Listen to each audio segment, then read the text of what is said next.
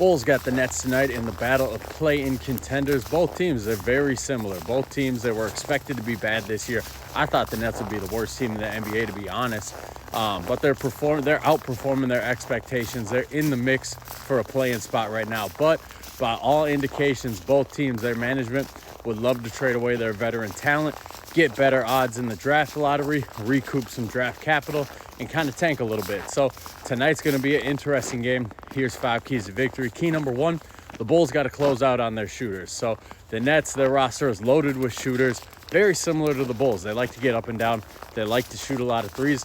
The Bulls, man, you got to close out on these guys, make them finish at the rim. Dennis Schroeder, he can hit from the outside. He's not going to finish at the rim that great. Cam Johnson, same thing. He can hit from the outside, not going to finish at the rim that great. So close out hard, force them to finish at the rim.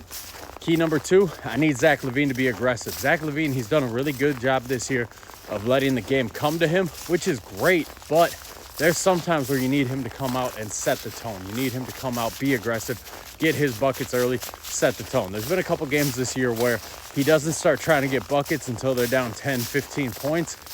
It's a bad way to play basketball. You need to set the tone early. You need to get yourself going early. You need to be that guy. If you're going to be the franchise player and we pay him like the franchise player, you need to be aggressive, Zach. Key number 3, Coby White. Coby White has looked bad so far, especially the last week or so. I shouldn't say so far. He's had some highlights this year.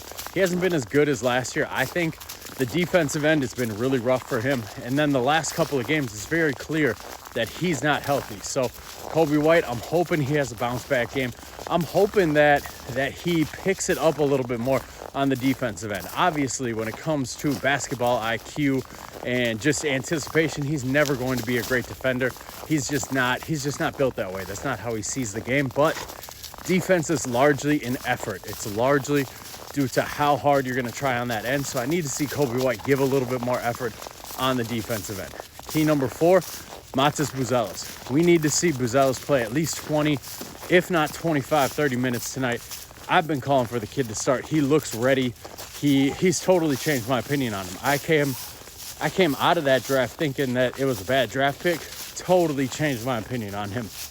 And the last key here, we need to hit our threes. The Bulls, man, we're going to be, for the rest of the year, we're going to be that team where we're shooting 40 to 50 threes a game. When we hit in the 35 to 45% range, damn near unbeatable. When we're hitting closer to 20%, very beatable. So we got to hit the threes. We got to make our open threes. I'm looking at Ayo Dosunmu. I'm looking at Josh Giddey.